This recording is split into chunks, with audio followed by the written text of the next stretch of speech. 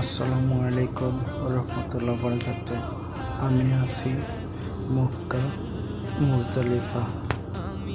দেখেন, এত বড় একটা মসজিদ কোনো সময় খোলা থাকে না।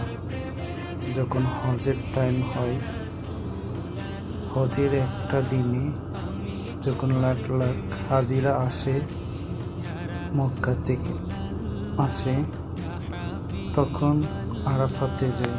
আরাফাত থেকে আইসা এই মুজদালিফা বড় মসজিদে নামাজ পড়ে। শুধু একদিনের জন্য এই মসজিদটা খোলা থাকে। আলহামদুলিল্লাহ, আমার সৌভাগ্য হয়েছে, আমি এই মসজিদে নামাজ পড়তে পারছি। তবে যারা হজ করতে আসবেন, আমার ভিডিওটা দেখা অবশ্যই আসবেন, এই জায়গাতে নামাজ পড়বেন সবাই।